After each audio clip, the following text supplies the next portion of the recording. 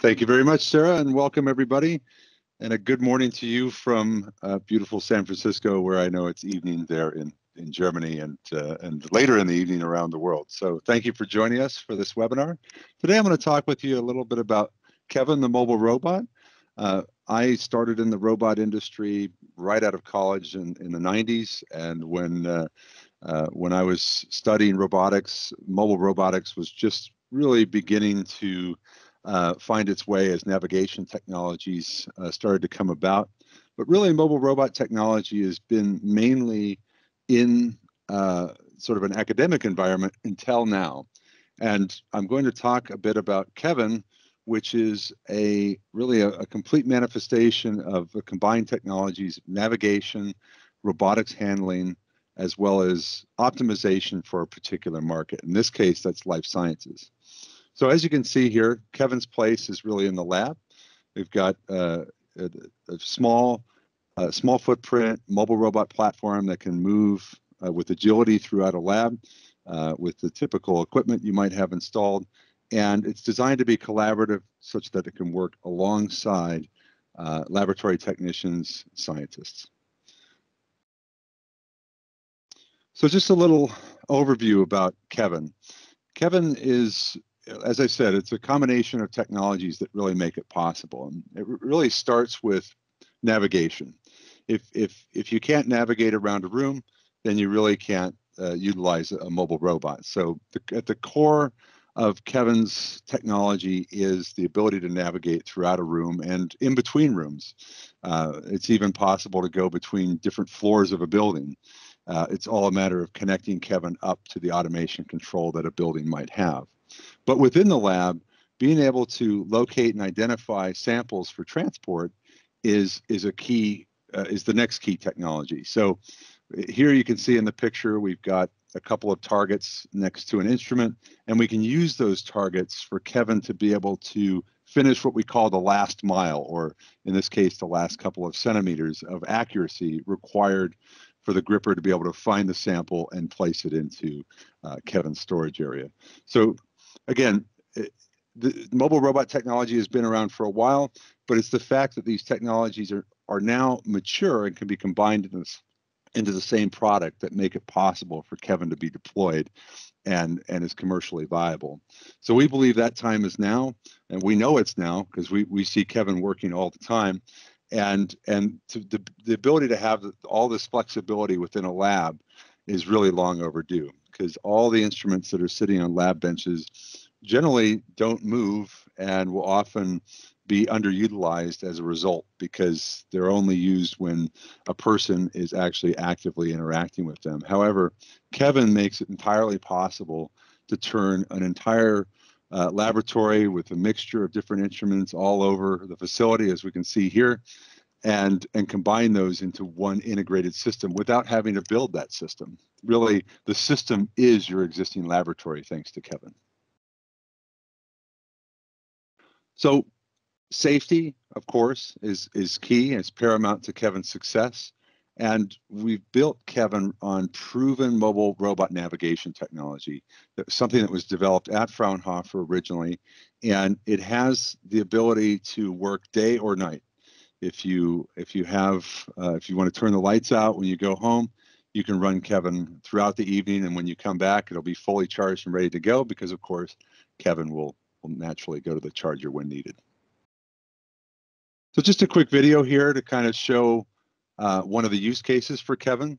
So Kevin can be extended into the world into a number of different ways. One of the most common is to use a system scheduling software. So if you're familiar with laboratory automation, you very often have a process management software that's driving a process. So when you say, I have 5 instruments, and the plate samples need to run through each of these 5 instruments in a certain order with certain timing, the scheduling software is making that possible. Well, normally the scheduling software is controlling a robotic arm, fixed robotic arm, in fact, one that's sitting in the system surrounded by the instruments and really is logistically locked into those instruments as well as that system. But what if the instruments could just remain on the bench here? and we could drive the process, as we've discussed, through Kevin, and Kevin becomes that system, if you will, that brings everything together. And what you're seeing here is really another way to take that level of integration. So not only do we have a system scheduling software, but we also have a way to control that that's actually quite novel and unique here. LabVoice gives you the possibility to take spoken word and convert that into commands that you might normally use a mouse to drag and click, if you will, in the user interface, or maybe even a script for a more simplistic approach to put the instructions into the scheduler. Here, we can actually run the process through voice entirely. And because the Kevin interface supports Sila, it's quite easy to do. If you have a scheduling software that's supporting Sila, then plugging in LabVoice becomes easy, and you can use that ecosystem to communicate, to interact with different parts of Kevin remotely.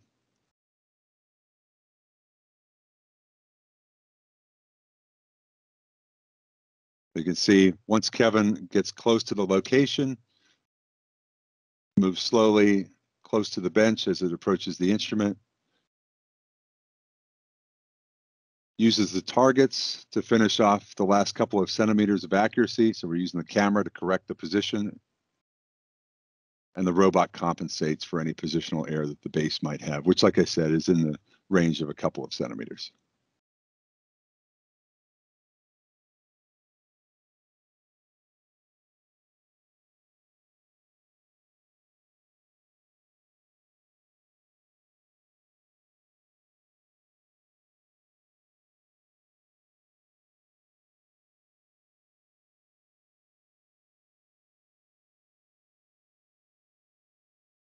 And off to do the next task. So here's a use case example of how Kevin might be applied in a lab. It's a very simple one where you're retrieving disposables from a storage area. And we've also got a lab bench set up with a couple of instruments and a couple of positions for Kevin to move the disposables and content into. We'll show a similar example in a minute here at the latter part of the presentation, where we'll demonstrate how you set up Kevin and how to test Kevin. So just a little overview. We've designed Kevin to be interactive, whether you're in touch with Kevin or even if you don't have access to a screen that's interfaced with Kevin, which has a tablet, you'll still be able to see what's going on. So you see there's a couple of lights, the headlight, and there's also a light on the front of the robot arm. And these are designed to give operators and people nearby Kevin real-time information about what Kevin's doing. Is Kevin parked, holding for a new task? Is Kevin in the middle of doing a new task? Is there a stop where we need to intervene with Kevin? Maybe Kevin's blocked for some reason. That could always happen in a case, but you want to be notified of that in real time. Same thing if you had instrumentation as part of a system. These days, the software has the ability to notify users if that process has been stopped for some reason. We've applied the same logic with Kevin and give you the ability to monitor what's going on. Of course, you've got a hotel built in. The idea of having a hotel with variable pitch, so we're compatible with a variety of SBS media, deep well plates, racks, tube racks, things like that, trying to maximize compatibility there. And by having an adjustable pitch for the shelves in the hotel, that makes that possible and gives you also the ability to run multiple experiments at the same time. There could be multiple workflows running with Kevin at any given time in parallel. Closer look at the hotel. With the regripping station at the top, it gives you the ability to regrip portrait and landscape. And we're storing for space optimization, we're storing in portrait in the hotels. You can see the variable pitch there. And then at the top, if we need to regrip for a particular instrument, it just gives us more flexibility because some instruments are requiring portrait specifically or landscape specifically. We've got the ability to do that on the base where we've got for maximum reliability. We're not having to place the plate in a secondary nest that's off of Kevin. Here we have known locations within Kevin's own workspace that we can use there. Very simple button interface for being able to release the brakes, engage the e-stop, turn on the power, along with the tablet. Tablet's the primary interface to Kevin if you want to see more detailed information about what's happening.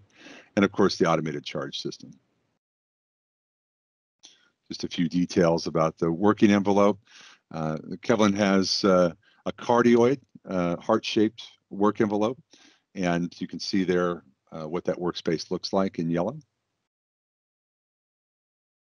And of course, all the modern communication capabilities, CELA 2 using a 5 gigahertz high bandwidth Wi-Fi network.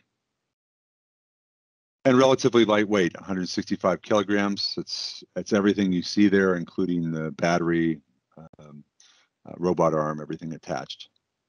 So quite easy to move around. Some dimensions there.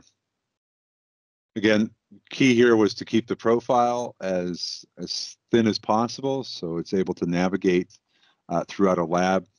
Some labs have narrower bench-to-bench distances than others, and usually older ones, but we're still able to navigate in those as long as Kevin has a path. And Kevin will automatically look at obstacles on its way to the destination, go around them if necessary, and only warn the operator in the event that there's not enough room. So one of the key pieces here, again, go back to that statement I said earlier about taking a mobile robot from sort of the academic environment and bringing it to the commercial environment. And one of the big steps is how easy is it to set up? And that's really the main focus of the rest of the presentation here. The teaching interface it just couldn't be simpler. It walks you through from setting up the room, which back in the days was a very complex process with being able to set up the room environment so Kevin can acquire all the information and define what's in a room, obstacles and whatnot. The teaching interface makes that extremely easy, setting up exclusion zones, creating a map so you can have a rough idea of where Kevin is in the lab, something that's visually recognizable, and we'll walk through that. Just one other note, I mentioned it before, the CELA interface is really a key piece for Kevin. It allows Kevin to be integrated into a number of different software packages, essentially writing a driver very easily. It's a high-level interface, so you're not having to deal with what you would normally have to do with specifically a robot arm, like moving to individual positions or creating blended trajectories and things like that. Here you're really working at a very high level where you can instruct Kevin to move a plate from one known taut nest and move it to another. So what I want to do here in this video is kind of begin with the end in mind, right? So what is our goal when we set up Kevin to, let's say, move a plate from one location to the next? And so what we're doing here is we're actually running the test of a setup routine, which I'll show you in a moment to explain how we got here. But this is the final result. These nests were set up, the images were captured for the targets, and the location within this little carousel / hotel were all done just before this video was shot here. You can see accurately grasp the plate after acquiring the targets, go straight into the hotel. Very simple. So Kevin goes into this parking position after it's completed an operation. And once it's in that parking position, the robot base will begin to move.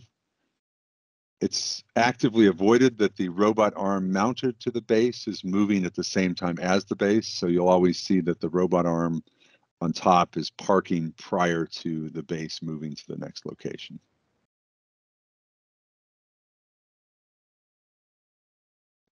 All right. Kevin knows where to go now. It's got new instructions. I'm going to move over to the other location that was set up. So it's pointing the camera that's on the corner of the robot, that corner that's facing the bench there. It's just above the blinking light for reference. And now it's homing in on that location. achieving the final calculation for to get the accuracy where it needs to be for moving the robot arm. Once that happens, the arm will begin to move. It'll retrieve the plate from the hotel.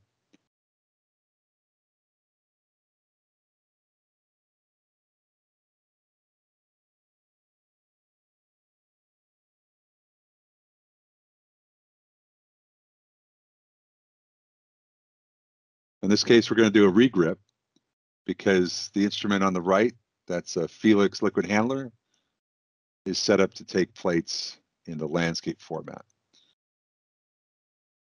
So we can deal with that right away using Kevin directly.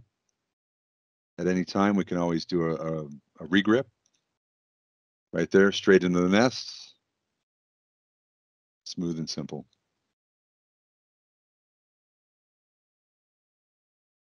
So how do we get there? Well, oops, all right. Are we still sharing there? All right. So the process starts out by teaching the room, and that's all done through the tablet. So when you approach Kevin, we've got a user interface, and in that user interface, we have a setup menu specifically for teaching a room.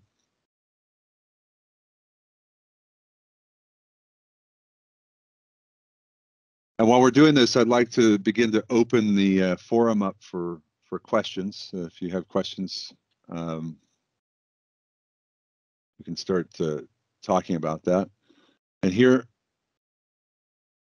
using the tablet, got a couple of virtual joysticks, so we can turn Kevin as well as translate. Now, the drive mechanism at the base is actually an omnidirectional drive. So we've got 3 driven wheels.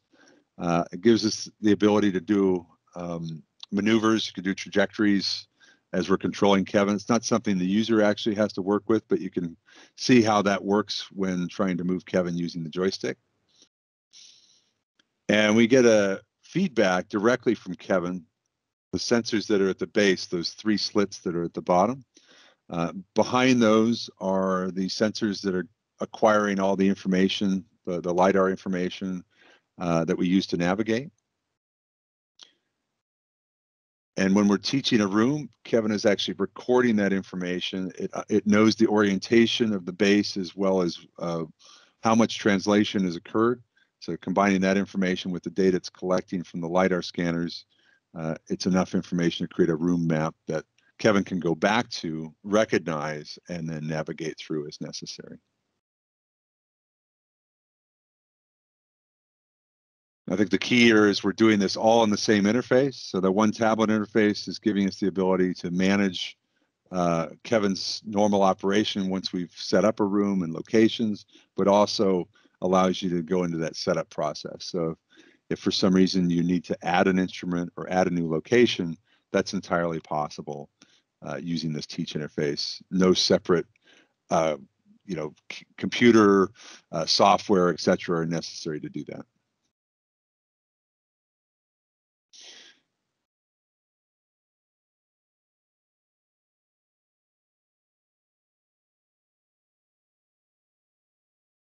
So the next step is going to be to teach a location. And that's done in really 2 parts. You can have kind of a general area, if there's a station, if you will.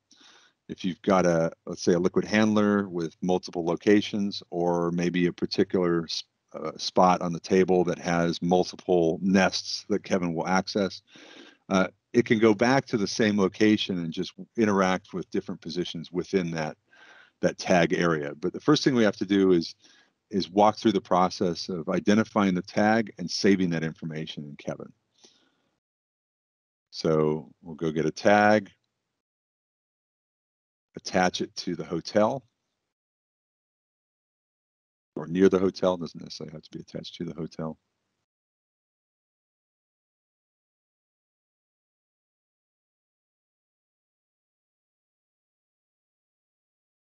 Go back to the user interface.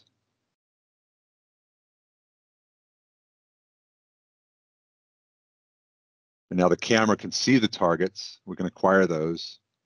and Kevin can start to utilize that information. We also have some verification here to make sure that Kevin is pointing in the right direction. We have enough margin on both sides in the camera field of view to be able to navigate with. All that feedback is given during the teaching process, so it prevents the possibility of having errors along the way that might not that might cause issues with navigation. So try to catch up as much of that as possible during the teaching process and give the user clear guidance as to how to set it up.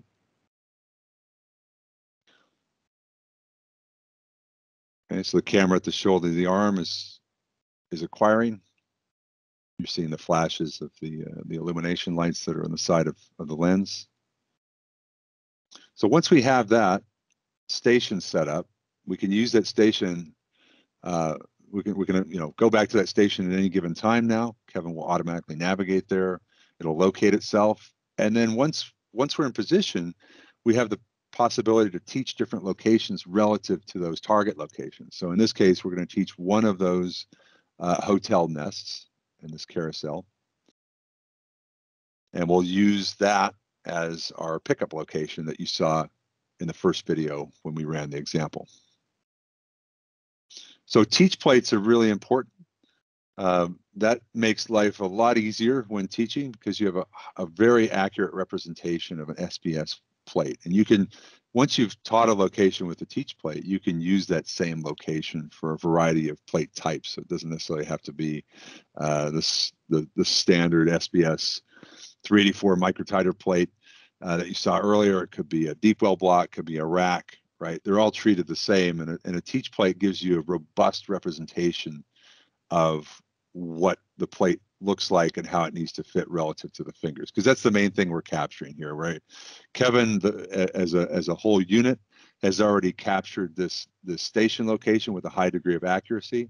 Now what we're doing is we're just resolving the final position between the base and the robot arm station that we want to interact with.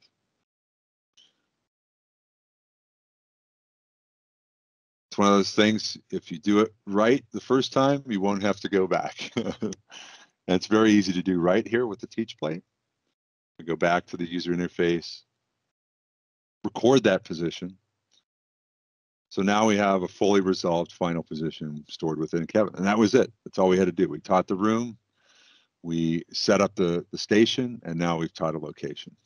And now that the station is set up, like I said, you can go back and interact with this if we wanted to teach the rest of these nest locations very quickly and add all those specific locations to this particular station afterwards.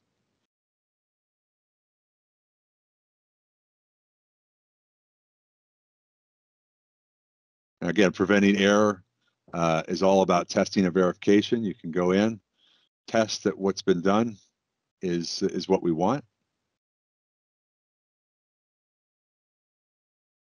Make sure the robot was able to put the teach plate back. Now put Kevin in the parking position.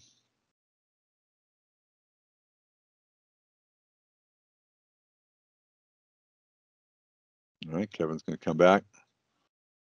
We'll swap out that teach plate for the real plate, the real thing.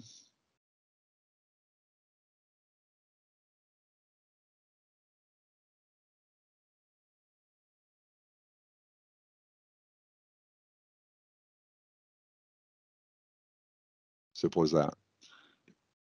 So being able to test on the fly and verify prevents you from having to come back and revisit things later on. And it's a quick process.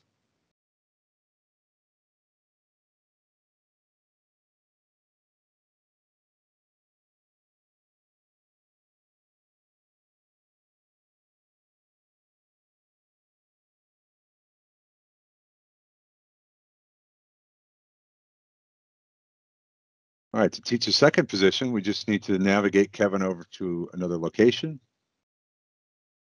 In this case, it'll be the Felix liquid handler.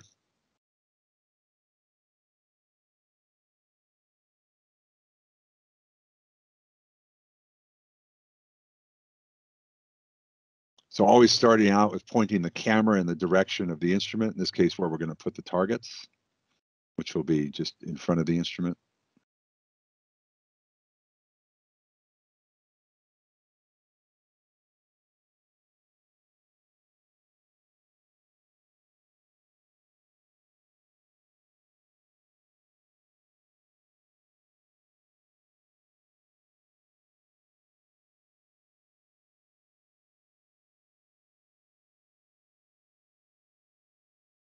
showing here that really the target position doesn't really matter as long as you have it in the field of view.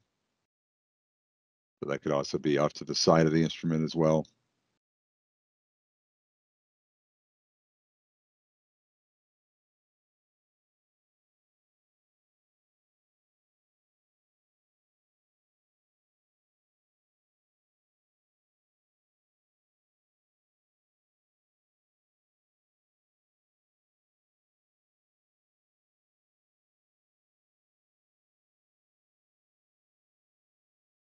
This is a process known as docking.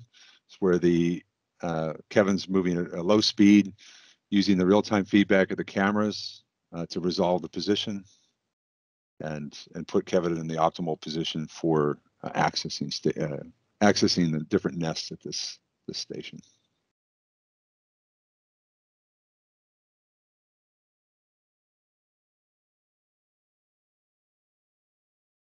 And since one of the cameras is actually mounted to the shoulder of the robot, gives you some height adjustability there. We can adjust the height if we need to target at a different level, just like that.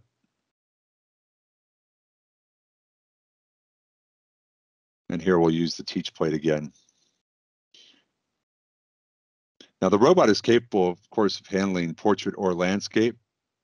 And that really makes life easy from the standpoint of being able to directly access here. So realize that actually landscape's going to be better in this case for the Felix. Definitely a better configuration for Felix. But no big deal. It's easy to change, right? With the teach plate, you've got the ability to grasp the plate and install it into the gripper in either configuration. We'll just teach one of the nests here.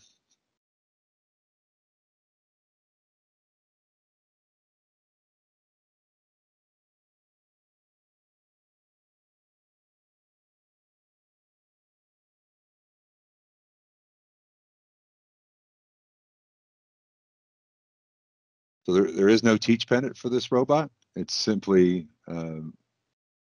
free teaching. So the axes are in a gravity compensated teach mode for the robot arm and allows it to completely float.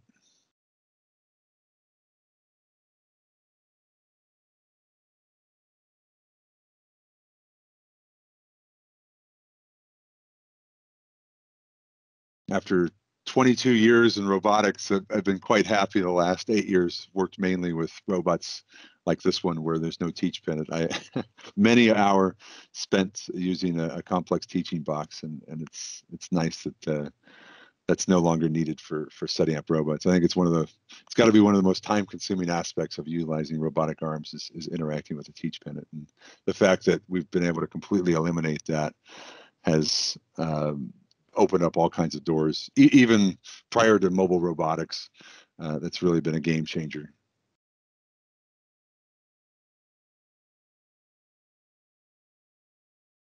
All right, run a final test here for this station.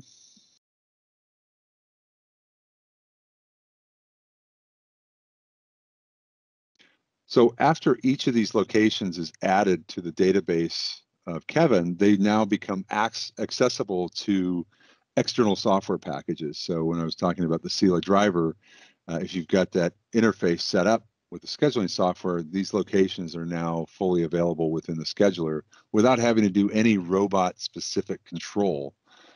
Kevin takes care of delivery of the plates, regripping, moving in and out of the hotel.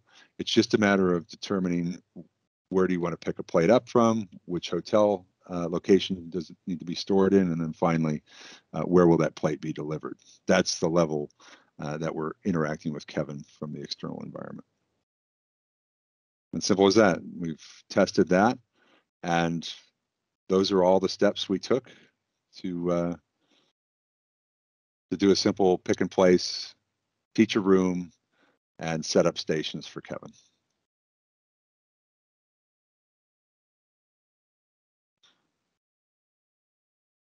So I'd like to open it up for questions.